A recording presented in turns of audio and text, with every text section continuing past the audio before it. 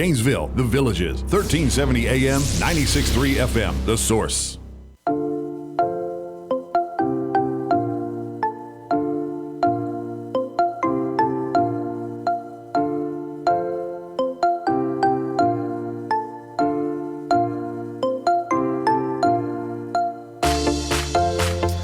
All right, 5 minutes after 11 o'clock. Thank you for tuning in. So here's a real quick story, and I'm going to use this story because it'll illustrate for you that I don't know much about meditation, but I may have accidentally meditated one time. All right, is that is that enough of a teaser? Yes. All right, and you were with me. Oh, okay. Okay, so many of you know that I do artwork, and many of you know that I have volunteered to help raise money or whatever just by sitting outdoors at an event and sketching people's faces. Yes, you do. And whenever I do that, it's hugely popular. The line just never stops, and I never stop sketching. And sometimes it'll be 6 hours before I actually am able to get up and take a break. I know you're zoned. All right. So one time, Robin and I had an invitation. We were asked to do that. And so Robin is an important part of that because I can't do it by myself because there's just too many people. So Robin helps with that. And so in the courtyard over at the Appleton Museum of Art, they had this event, and that's where I sat, and mostly children, but not all children, would stand in line, wait patiently, and it took about 15 minutes for me to do each one. And this was on a cold day. I know we're in Florida, but trust me, this was a cold day, and it was outside, and I was sketching. Okay. It wasn't until I was done 6 hours later, when I finally got done, I realized that I'm freezing. I was shivering. I was so cold, and I was thinking, now why wasn't I cold the whole time I was doing it? Mm-hmm. And I have a theory. It's because I was focusing so much. Because when you draw people, I mean, you got to try to get a likeness. You got to really focus, right? Mm-hmm. So I'm focusing on something, which is the subject that I'm drawing. And somehow I think I slipped into what people call meditation. I have never actually been able to ask anybody that. I got somebody on the phone now. This was a long time ago. John D. Sambalino. This is a fascinating topic. He is an inspirational author. I think he even studied under Ravi Shankar.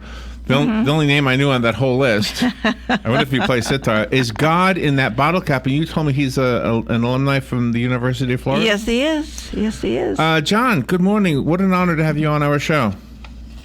Hi, Larry. Thanks for having me on. You're welcome. Where are you? Right now I'm in southern New Jersey, about 6 miles from Philadelphia. See, I was thinking the guy who meditates must be on the West Coast, but you're in Jersey. See, I like that. He's a real guy. Yeah, right. right. Where did you grow up?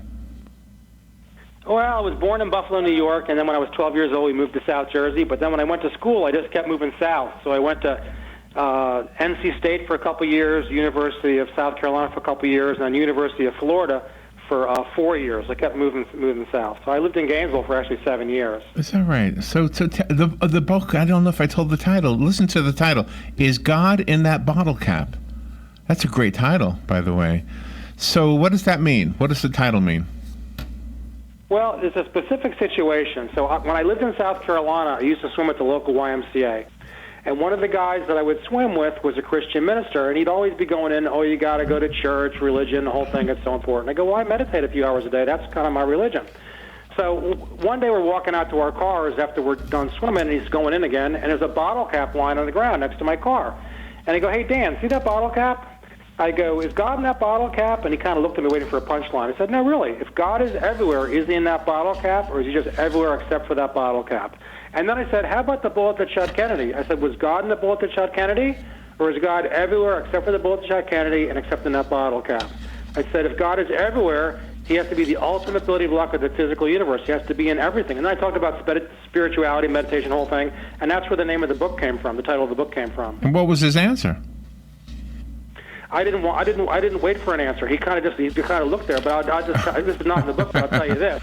He was dumbfounded. He had never heard anything like this in his entire life. He was just kind of like just staring off, and it wasn't but a few weeks, and he quit the ministry. So let me ask you this: if meditation is a way to get in touch with yourself, does it also get you in touch with things external? Well, see, that is it. Yeah. See, so at the ultimate, there's an ultimate reality that underlies everything. You can call it whatever you want. Some people call it God or the universe or nature, whatever. But every little thing, if you go to the tiniest molecular level, smaller than that, there's something. It's like a pure consciousness, and that's what existed before everything in the universe became manifest. There's just this nothingness, and that's what everything is, including yourself. So when you meditate and do these spiritual practices, you get to actually experience that, but you don't experience that ultimate reality. You are that ultimate reality, so you experience it. So you see that everything in the universe at one level is exactly the same. It's all the same stuff. But at the manifest level, it's all different. So this duality of separateness, but everything at the underlying level is the same. And what is that thing that is the same? Is it wave forms?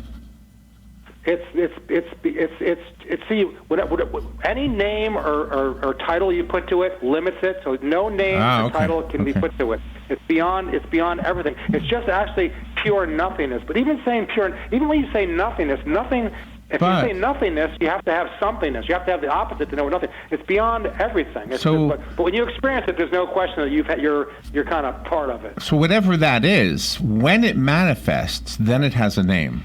For example, the bullet becomes a bullet. Exactly. But so it's like a wooden chair. At one level, a wooden chair is a chair, but at another level, it's wood. It's like it's sure. It's wood. So that's the same. So are you? So for you personally, so are you Larry, this person, or are you this pure conscious, which you're made up of? Well, you're both. You're Larry on this physical level, living through this world, but before you were born, you were this pure consciousness, and once your body's gone, you'll be the pure consciousness, and you were the same thing before the universe came into existence, this ever-existing reality. Yeah, and I think the same thing. So is there, I don't know if this is going in the wrong direction, but is there such thing as karma? Oh, I think so. I think that I think there's an ongoing process. So this, and again, now I'm just talking about beliefs right here. This is not my experience, but I believe that this ultimate reality is definitely there, but it keeps getting manifesting in different forms. So if you're whatever you have in one lifetime, if that's manifests the next time in another human being, well, it brings some stuff from the past. That's how you can have these 3-year-old kids that can play the piano perfectly or do all this stuff. Or if somebody say, oh, a baby had this horrible thing happen to them. Well, how could they do anything wrong? Well, it's something from the past. And not only is the baby experiencing that karma, so is its parents and neighbors, everybody. It comes and goes. But it's just an ongoing thing. I've often wondered if there is karma, who governs it or what governs it? How does the universe know, for example, that I need to be put in my place because I did something wrong, or I need to be rewarded because I did something right? How does it know? Yeah, well, there's also this aspect of it too. Not every question has an answer. Some things just are. Not everything is meant to be known. So when you pull into this ultimate reality, you say, okay, now I have this pure knowledge. Well, yeah, you have all this. You know this ultimate reality, but you don't know what tomorrow's lottery numbers are going to be. That's something. No, I don't know that. Although I have spoken to people in across the international timeline, and I've asked them, and they don't want to tell me. I say, if you're in tomorrow, can you tell me? So if I love the fact that we're having this conversation. It's kind of philosophical in nature, but these are things I've really wondered. For example, if one of the things in the Bible says that we are created in God's image. And that would mean that we have the ability to create, because obviously if the Creator creates things that are in His image, then we must also be creators, right? Right. Well, let me tell you this little story. This is part of what I told the minister about the ultimate reality. So imagine the smallest thing in the world. Okay, it used to be like a molecule, then an atom, then subatomic particles, quarks. But you can imagine the smallest thing in the world. Okay, got it? Cut it in half. No matter how small something is, you can cut it in half. Right. So this ultimate reality has no mass. It's just pure nothing. It's pure being. But it's something. It's what you are and the whole universe is. Now imagine that you tie into this ultimate reality, not just on an intellectual level, but on a real level. You can think, function, create, everything at that level. That's what you are. You could hold your hand out, and you could go apple, and there's an apple in your hand. Not a fake apple, but a real apple, because an apple is pure consciousness, you're pure conscious, and you can function at that level. Or you could go water into wine, dead man rise, blind man see. But if you did that, people would say, oh, my God, you're God. And you go, no, I'm not God. Well, kind of, yes, one and the same, boom, boom, boom, boom. And that's when I stopped. And that's when the minister's eyes were rolling around his head. Because, that's kind of the reality. There's nothing separate. You don't search. You know you exist, so you don't search to find out if you exist or not. But that pure existence, that pure thing, is what you actually are. And so you don't experience it, you are it. We are it, and in our lifetimes, we are also creators of things. I'm talking on a microphone that somebody created. The idea that we can send signals through the air was somebody's idea that we can do it, even though you can't see it, and it's a wavelength. And if indeed everything, all that nothingness, is actually creative force of some sort, then the answer to the question is God in the bullet that killed Kennedy. Then the answer would be the force that created it is, and the one who pulled the trigger would then be faced with karma, because obviously that's not what God would want us to do with the creative force that He gave us. Exactly. It's the person living in ignorance, not having this understanding. But yeah, I mean, I think of it like eating an apple. Okay, if you take a tiny apple seed and you put it in the ground, and this giant tree grows out, and this apple grows, well, what is that apple?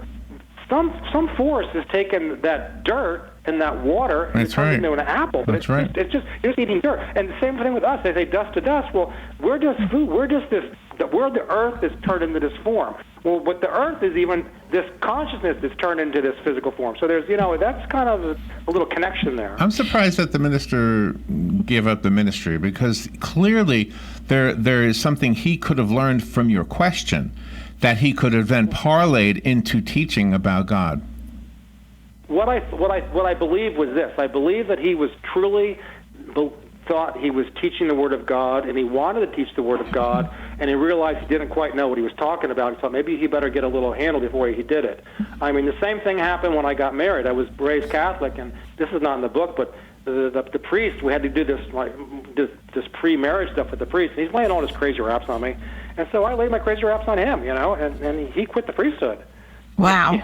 But I'm not saying anything about anything. I'm just saying though that when it's kind of like when I know it's like Jimi Hendrix. When Jimi Hendrix started playing the guitar, a lot of guitar players said, "I'm never playing the guitar again." But I mean, this guy, but it's not me. I'm nothing. I'm just putting into words what everything actually is, including the minister and the priest and everything else. Do you play the sitar? Just curious. I have a tambura, which is like a sitar. Yes, I have one. Oh, really? You have been very fortunate. You traveled around the world and experienced different cultures. And the part of your book about you visiting the Great Pyramid was fascinating. Oh yeah, the levels. Yeah, you want to talk about that story about in the pyramid, or? Yes. Yeah. So, my wife and I went to Egypt several years ago. We got to go into the Great Pyramid of Egypt, and I read a book about Egypt, and they said that these pyramids and all these things were meant for these special rituals where they would take people and put them into a death-like trance, and then they would feel they had died, and then bring them back into their body, and they go, now you know the true reality. Man is not this body, but this conscious, never born, never will die. And people thought that even Moses went through those secret rituals. So we went into the Great Pyramid of Egypt, and in the middle of it is this thing called the King's Chamber. It's a room right smack dab in the middle of this room. And we get in there, and there's a sarcophagus, which is a stone coffin without a lid in the corner. And we think we're all alone, and this guy gets out, and he's going nuts. He's from Australia. And he goes, oh, man, you got to get in here. You got to check this out. He go, what happened? I don't know, but it was unbelievable. You got to check it out. So I said, okay. So I kind of knew what was going on. So I got into the sarcophagus, and I closed my eyes later. I didn't do anything. We just closed my eyes and let go. And immediately I shoot out in all directions. It's just this unbounded consciousness, awareness, and it's part of me. It's everywhere, and it's just fantastic. And then I'm done, and I come out, and that was that. But I've had that experience when you meditate and do qigong and all that kind of stuff. But what happened was the construction and location of the pyramid, the construction and location of that room and sarcophagus cut out all the energies, all the sounds, and just by being still, it enabled me or anybody to have that experience. Now, Napoleon had that same experience a couple hundred years ago, and he came out and he was so shaken, and he never told anybody what happened. And while the rest of the pyramid is made of 2.5-ton limestone blocks, this king's chamber in the middle of the pyramid is lined with 50 to 80-ton solid red granite blocks. So why did they do that? They did it for a reason, perhaps to have this experience of this transcendental experience by the structure itself. It was just absolutely fascinating. It was pretty cool, for sure. The book is called Is God in That Bottle Cap? A Search for Truth. It's got 17 5-star reviews. Every single person who's reviewed the book has given it 5 stars. In other words, I'm looking at Amazon right now. Our guest is the author of the book, John D. Sambalino. Am I saying your name right, John? Yeah, Sambalino, that's correct. Yep. It looks like the book has only been out a short while. So tell me how has the book been received from people who are reading it? The one thing I understand is it doesn't teach me how to meditate, right? Correct, because the thing is, I'm not trying to get some kind of organization going. I just want to put what I'm trying to do with the book is this: instill a belief in people that there's something going on besides what your senses are picking up, and whatever it is, it's worth checking out. And it's what Christ called the kingdom of God lives within. Just check it out. So there's a lot of different ways to do it. This is just to get people interested in doing it. So that's what the book is about. And you're not going to get it from a book. What we're talking about is beyond mind, beyond everything. A book can kind of take you in the right direction and meditate in the right direction, but it's beyond that. It's just being your true nature, which you already are. So you're not going to get it from a book, and no one can tell you what it is. You have to discover it on your own, or realize it on your own, I should say. And you're able to parlay your real life experiences to others within the pages of this book. Yeah, it's my life. I mean, the thing is this. Right now I'm talking crazy talk, but so who am I? I'm not famous. I'm not a famous person. So if I'm going to be saying this kind of stuff, I better lay out some credentials, for how can I say what I'm saying. So I've got a whole lifetime of, meditating for 40 years, Tai Chi, Qi Kong, teaching all this stuff, traveling the world. So I lay out my experiences, lay out what I've done, and my insights, and then I kind of put them all together at the end of the book. But I'm not trying to teach anybody anything or give them any belief to believe in. It's not a fact to believe in. I just wanted to tell them there's something going on. You got to check it out, because that's what the reality is. Absolutely. There's more to it than we know. Yeah, and I think quite often we do take passages from scripture, whether it's Christian scripture or other religious scriptures, and I think we understand what it means, and maybe we get it right, maybe we don't. I don't know. Do you know the one thing I often think though, is that when I was a child, the life was just so much better when you just so kind of just accept everything, and you just when you start. Yeah. I don't know. There's something about I look at animals and I wonder, they're kind of happy, and if the ultimate goal is to be happy, then I don't know. I think we just be ourselves. It seems to me. Yeah. So we'll see what. Maybe we try too hard. The thing is this. Yeah, exactly. So the thing is this, we're not being our true nature, and why do we not know we're this ultimate reality? Why aren't we our true nature? Because when we're born, our parents tell us we're people, we're separate from everybody else, and we're born a certain day. Our senses go out and they say, oh, this is different, everything's different, we're different, everything. So our mind is programmed using all this external stuff, and we want to be happy, so we're looking for happiness in food, money, partners, whatever, out. But we don't look inside. But so our mind is always going outward. So a meditation technique, instead of taking your mind outward, it calms and relaxes the mind and body, takes the thoughts to the subtlest level, and then it transcends into this consciousness. And then when you're there, there's awareness, but you're not aware of anything. So there's no sense of time or anything. And then when you pop out, you go, whoa, what was that? And that's kind of the experience. But it even goes deeper than that. It's subtler than the subtlest. It's the absolute nothingness of everything. It's kind of hard to put into words. And it would be most wonderful if people could have open conversations instead of being combative. Absolutely. Because see, what happens is this. Christ experienced the ultimate reality. So Christianity sparks up from that. Now everybody thinks, oh, Christianity is the only way, only Christ, only see this person. And then, Allah for Islam, only Islam, only Moses, or only the Buddha. They're all experiencing the same thing. It's just oneness. But the religions come up and say it's all different things. Because Christ is obviously a different person than the Buddha. You look different times, spoke different languages, but they're talking about the exact same thing, just using different words. And people think, oh, it's different. What they say was that, if a Christian and a Buddhist come together, they might argue, but if Christ and Buddha came together, they would embrace. I love that realization. Yeah, maybe. I think so. But I don't see why not. I mean, yeah. I don't see why they wouldn't embrace. Yeah, it doesn't make sense to me that they wouldn't. They're living the same reality. They realize that they're not these. There's an awareness. Their mind is not thoughts and ways. It's just this awareness. The body is just how the awareness. If you want to experience something, if you want to experience a universe, you've got to create a universe, create a body, give it senses, and experience the stuff that pops up. But the thing that's experiencing it, without all that stuff, you can't experience anything. If you don't have a mind and eyes and nose, you can't experience anything. So that's kind of the universe creates the stuff, have an experience, and then you go back to yourself. So we've just forgotten that we are this ultimate reality. We think we're these individual people walking around. Let me assume that, like most of us, you have a timeline that starts, at least in this lifetime, at birth and comes till now. In that timeline, right. Is there a point on that timeline where you did not understand the things you understand now?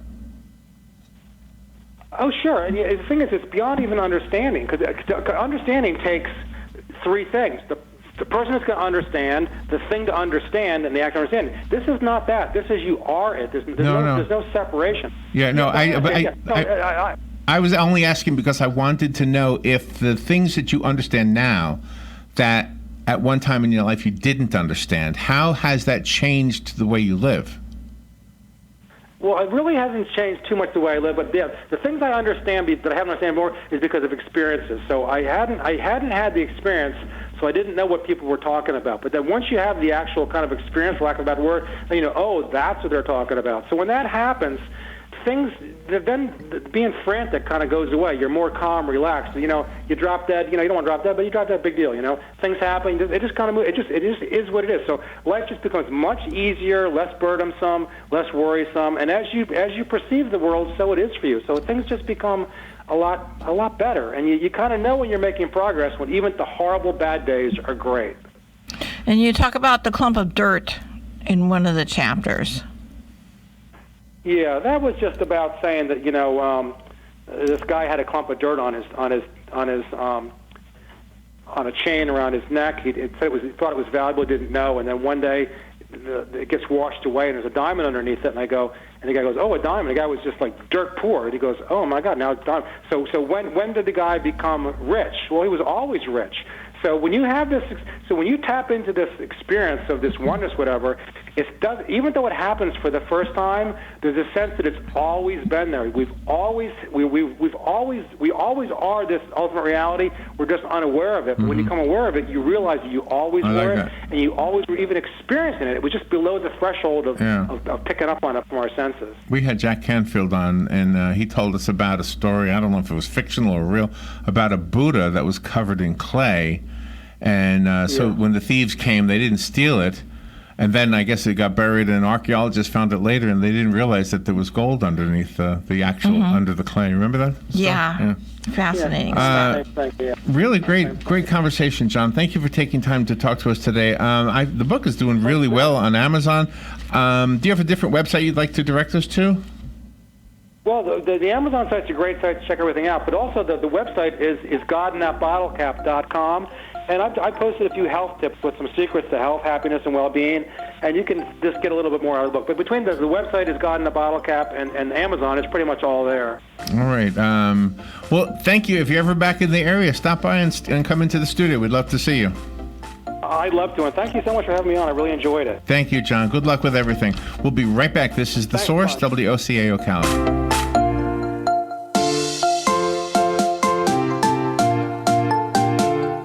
It's time for the 37th Annual Ocala Shrine Rodeo. Thursday, August 29th. Don't miss Bullfighters Only, the baddest animals on the planet.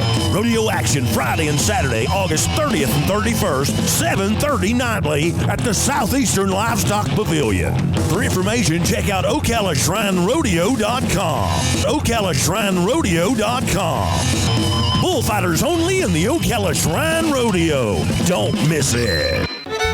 Visit Southeastern Trailers today. We have new and used enclosed cargo and open utility trailers, along with built-to-order trailers. We service all brands of cargo and utility trailers, installation of hitches, wiring and electric brake controls, and installation of trailer accessories, with locations in Ocala and Ormond Beach to serve all of Central Florida. Call 1-888-622-1816. Again, that's 1-888-622-1816.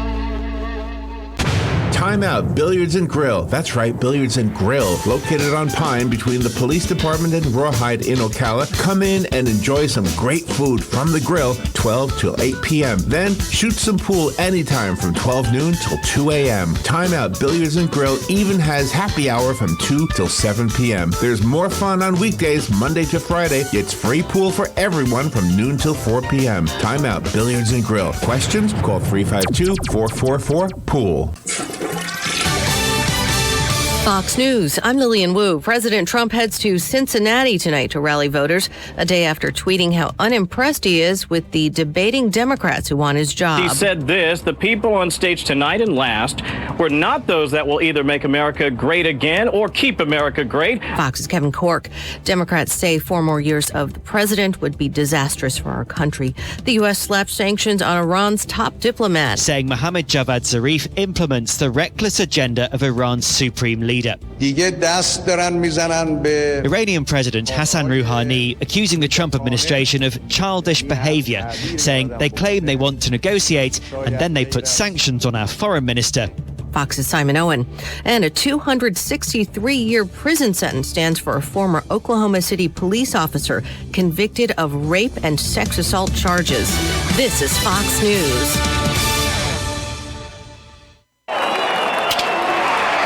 Baseball season is in full swing. I hear popcorn. Get your popcorn. It's a good thing Matt secured his denture with Super Polygrip. Now he can enjoy the snacks as much as the game. Polygrip. Hey, how are you? So great to see you. It's that time of year when the family meets up. Hi, come on. Get together, guys. Family photo. It's a good thing Jack cleans his denture with Polydent so he can enjoy the whole day with confidence. Polydent. Today we decided to walk to school. The light counted. 15, 14, 41, 31, 13.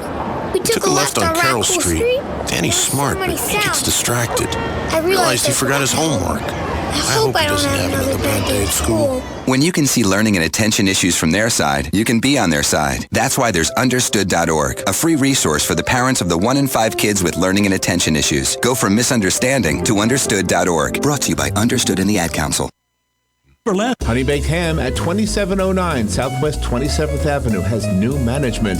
For our listeners, they're offering a 10% discount. Just mention this ad. Hello, gorgeous. Hi, this is Becky at Hello Gorgeous Salon. It's time to get that new look started. Let's get rid of those sun-damaged ends and faded out color and get into something rich and vibrant. Humidity is not your hair's friend. It causes your hair to capture moisture and leaves it looking dry and unhealthy. Hello Gorgeous is a certified Brazilian blowout salon. We can tame those locks, leaving your hair healthy and shiny with a Brazilian smoothing treatment. So let us help you make a great first impression. Call us today to set your appointment at Hello Gorgeous. Our number is 352-351-5358. Again, that's 352-351-5358. And don't forget, we also do men and children's cuts too. 351-5358. Hello Gorgeous is conveniently located in the heart of downtown Ocala. So call today and set up your appointment at Hello Gorgeous Salon at 351-5358. That's 351-5358. Hello, gorgeous. Johnny, what are you doing in the bathroom? What are you saying? Wait, where are your toy cars? Oh no, tell me you did. Honey, call Mike Scott Plumbing. I didn't do anything. For once that's true, but little Johnny flushed his toys down the toilet, now it's broke. Yes, no. I'll get the phone. What's the toll-free number? 866-314-4443. Got it. 866 314-4443. Mike Scott Plumbing. If water runs through it, they do it. Here are today's headlines from The Source, WOCA. A Florida-based law firm is suing Capital One in federal court over a recent data breach. Morgan & Morgan announced in Tampa that they are extremely concerned the hacker put the information on the dark web. The census is coming, and local leaders across Florida say a lot of money is on the line. We're not asking for a handout. We're asking that we get our legal and lawful and fair share. Dominic Calabro of Florida Tax Watch says during the last census, more than 200,000 Floridians went undercounted. He says that's like not counting the whole population of Orlando. Scientists like what they're seeing from the whales rescued from a Tampa Bay beach earlier this week. The Clearwater Marine Aquarium says 3 pilot whales continue swimming toward open water, and 2 other whales being treated in Tarpon Springs could be released back into the ocean soon. A Central Florida triple murder trial is over with a guilty verdict. A jury convicting Grant Amato of killing his parents and brother in a dispute over his relationship with a Bulgarian webcam model. The National Hurricane Center says a disturbance stretching across Cuba and the Bahamas is unlikely to strengthen over the next few days, but could bring some heavy rainfall to Florida, and a system farther out in the Atlantic could become a tropical depression by early next week. Meanwhile, there is an update on estimates of the damage done by Hurricane Michael in Florida. State insurance regulators say claims for insured losses are now approaching $7 billion. More than 148,000 claims have been filed so far, with about 14% still open. Claims from residential property owners now top 98,000. The Category 5 storm made landfall last October in Bay County, where the majority of the state's insurance claims have been filed. I'm Rick Hoschel. The National Law Enforcement Officers Memorial Fund has released its mid-year fatality report. No Florida law officers died in firearm or traffic-related incidents during the first 6 months of the year. Seeing those firearm-related incidents going down is encouraging.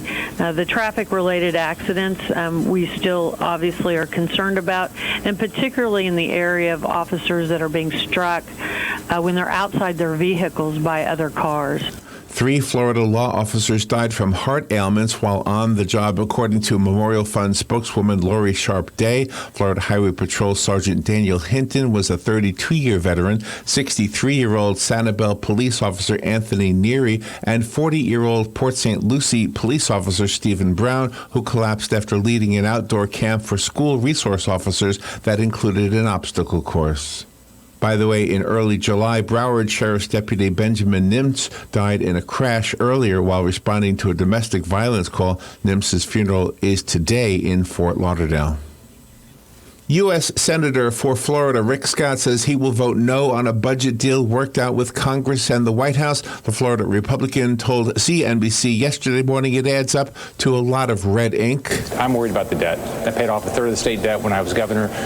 There's no focus up here on the debt. We can't have $22 trillion worth of debt growing $1 trillion a year and then not have a consequence at some point. The budget proposal waiting Senate approval extends the debt limit while protecting the military from automatic spending cuts in 2020. Scott says he would like to go line by line through the federal budget to find even more savings. Advent Health is being called the #1 hospital in Florida. The ranking comes from U.S. News & World Report, which evaluated the performance of nearly 5,000 hospitals. In Florida, UF Health Shands Hospital came in second, and the Mayo Clinic came in third. Some residents on the Space Coast are not believing what they're being told about their drinking water. More than 200 people met in Melbourne on Wednesday to discuss complaints that the water smells and tastes funny. City officials claim the water is safe to drink, but one mother called that a slap in the face, saying the water is disgusting and appalling. The first Jewish U.S. senator to represent Florida has died at the age of 90. Richard Stone was a state senator and Florida Secretary of State before serving in the U.S. Senate from 1975 to 1980. Funeral services for Stone were held yesterday in Arlington, Virginia. The best players from Major League Soccer competed in their All-Star game last night in downtown Orlando. Orlando coach James O'Connor, coaching the All-Stars, said this match is a big deal. it's huge. It's a monumental occasion for the club, and I take great pride, and I think it's an honour to be the coach of Orlando whilst the All-Star game is going on. The All-Stars played against Atletico Madrid. Pro Football Hall of Fame middle linebacker Nick Buoniconti, who helped lead the Miami Dolphins to the NFL's only perfect season and became a leader in the effort to cure paralysis, has died. He was 78 years old. Buoniconti, who died on Tuesday in Bridgehampton, New York, struggled in recent years with symptoms of CTE, a degenerative brain disease associated with repeated blows to the head. He had recently battled pneumonia. Dolphins senior vice president Nat Moore said the 5'11", 220-pound Buoniconti was bypassed in the NFL draft, but went on to a 15-year career. He was captain of the Dolphins' back-to-back Super Bowl champions, including the 1972 team that finished 17-0. Following retirement, Buoniconti and his son Mark worked to raise more than $500,000 for paralysis research. The younger Buoniconti was paralyzed from the shoulders down, making a tackle for the Citadel in 1985. An Iowa seminary student honeymooning in Florida drowned when he was swept out to sea on his first time in the ocean. A St. Johns County Sheriff's Office incident report says Dalton Cottrell, who was 22 years old from Malcolm, Iowa, drowned while swimming on Tuesday in Crescent Beach south of Jacksonville, according to the Florida Times-Union. A beachgoer heard screaming from the water and grabbed a paddleboard, joining a lifeguard who went to the rescue. The report says they found Cottrell and brought him back to shore, but he died. Cottrell's wife, Cheyenne, told St. Johns County Sheriff's deputies it was his first time in the ocean. She said the current pulled them out and he started to freak out. She told deputies she tried to help, but he was struggling and pulled her underwater. Faith Baptist Bible College and Theological Seminary in Ankeny, Iowa, said in a statement that the couple were seniors at the school and had married on Saturday in Kansas City, Missouri. Cottrell was training to be a pastor, according to the report. Police in Florida say a man shot his dog while he was intoxicated. News outlets report 23-year-old Corey James Potts was arrested Monday and faces several charges, including aggravated animal cruelty. Cape Coral Police Department's Master Sergeant Patrick O'Grady says officers responding to a shots-fired call found a large, light brown mixed-breed dog dead in a vacant lot next to the home. He says Potts came out crying and told police he shot his dog, Gordo. Witnesses say they saw the dog running around outside before hearing gunshots and seeing Potts laying near the dog. Potts' roommate told officers she brought him inside after seeing him in the yard with a handgun. Potts admitted to drinking earlier. It's unclear whether he has an attorney. Imagine being at home with your children when you hear and feel a crash. That's what happened to Carmen Roman recently, a Kissimmee certified nursing assistant who, as it turns out, was in the right place at the right time for the other person involved. A vehicle crashed into her home. Roman said she ran out of her house to help an unconscious man. In a home surveillance video, the driver can be seen swerving and then hitting the fence of another home before crashing into Roman's home. She says when she first got to the victim, he was not breathing and there was no pulse, so she began doing 30 compressions on him. According to a crash report by the Florida Highway Patrol, the driver suffered a seizure and was taken to a medical facility. Roman said she knew exactly what to do thanks to Project Open, a joint partnership between Community Vision and the Osceola Council on Aging. The program trains people who are seeking a career but can't afford the training. Roman trained as a certified nursing assistant but wants to further her education to one day become a paramedic and help save more lives.